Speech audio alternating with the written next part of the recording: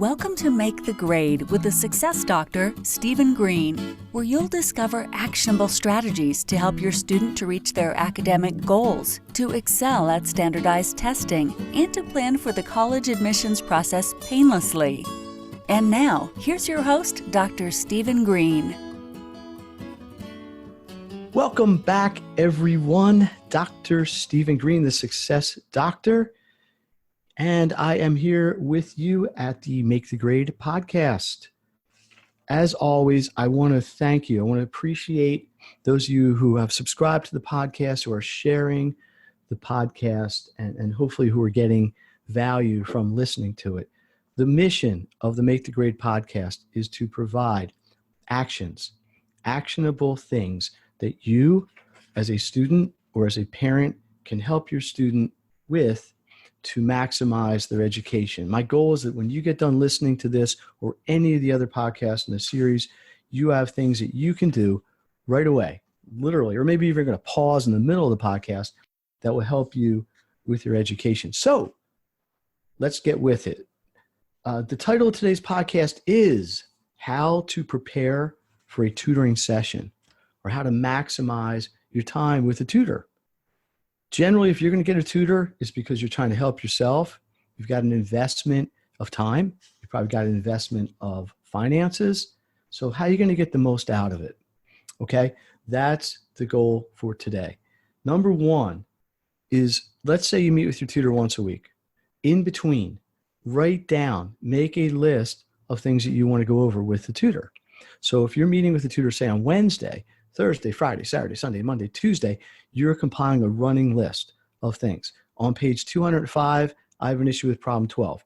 In this reading, I didn't understand this paragraph. I didn't understand this sentence. I didn't understand this. Here's an example. So when you come to the lesson, the subsequent lesson, you have a list of things you can jump right in on. So after you get through the report, hey, how you doing? How was your week? How'd this go? How'd that go? Hey, here's what I need to start with today. Number two, ask questions. Just because you understand part of something, maybe you don't have a complete, thorough understanding of it. All right? So that's why the tutor's there, or a teacher. Everything I'm saying here would also apply to meeting possibly outside or after school, or outside of class, or after school with a teacher. So ask the questions. Make the list, number one. Two, ask the questions. Number three is, and this is kind of an extension of the same idea as well, but find examples that maybe weren't even in your homework that are examples of things that are problematic. So for example, if I'm working with students, say for SAT prep, and SATs is tricky, especially in math, because there's very, very little patterns in terms of the problems. So I say, listen, find a problem that's an example of what challenges you.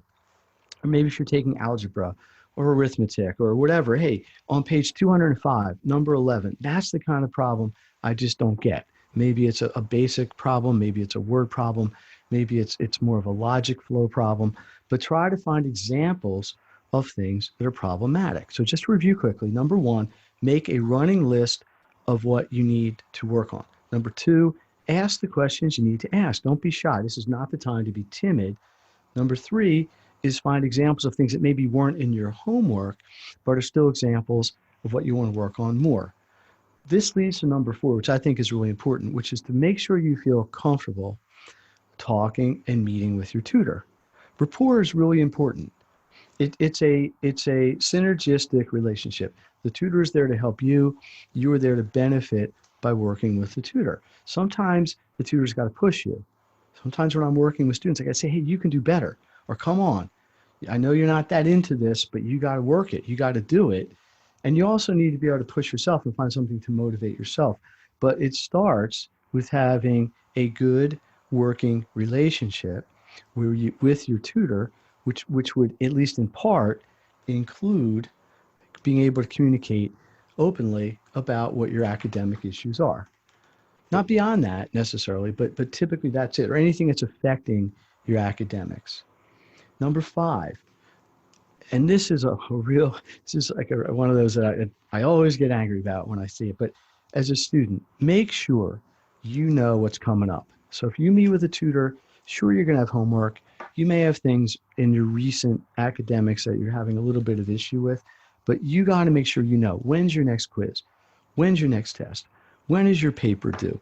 When is some major assignment, a group work or something due? So that you together with the tutor can work on this and prep for it. The tutor can't help you with something where they don't know it's coming. And that's your responsibility as a student to make sure that is there. That's all part of the calendaring. If you've been following along with the whole Maximum Education idea of time management and calendaring, this all goes into that. And the sixth one, and possibly the last one for today, is you have to take responsibility. The tutor's job is not to basically be with you and do all your homework for you. It just isn't. Their job is to help you. There are times, of course, when a tutor may have to do something and show you how to do it and model the correct way or maybe the most efficient way to do a problem. But going to a tutor, at least in my opinion, is not licensed to just not do your work at all, or to say, well, I'm not going to bother to do this until I see the tutor because I don't understand it. You still need to take care of business academically the whole rest of the time. The tutor's there for support. The tutor's not there to do it for you. It's a partnership, but that's part of the idea. So let's just review. Number one, write down questions over the course of the week. Number two, ask those questions. Don't be shy.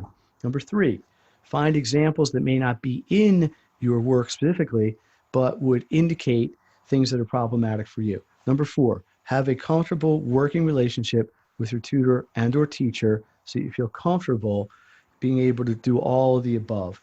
Number five, know when your upcoming assignments are. Make sure you understand when things you need to work on are going to be happening so that you can work on it with the tutor. And number six is take ownership. Take responsibility. Understand that this is for you, the student, to develop positive work habits, fill in some gaps potentially with your academics, but ultimately you have to take responsibility and become an independent, or hopefully the goal is to become an independent working student. So, as I say, the goal always is to find actionable things that after listening to this podcast, you can do. And I hope you've got maybe even 6 of them today or more. Dr. Stephen Green, the Success Doctor. I am always interested in feedback.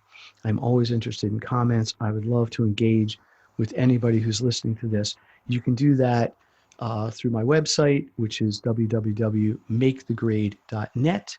There's access to all the podcasts there in addition to all the other channels. The Facebook group, which is also Make the Grade, imagine that. Instagram @MakeTheGrade, Twitter @MakeTheGrade, email sgreen, SGREENE @MakeTheGrade.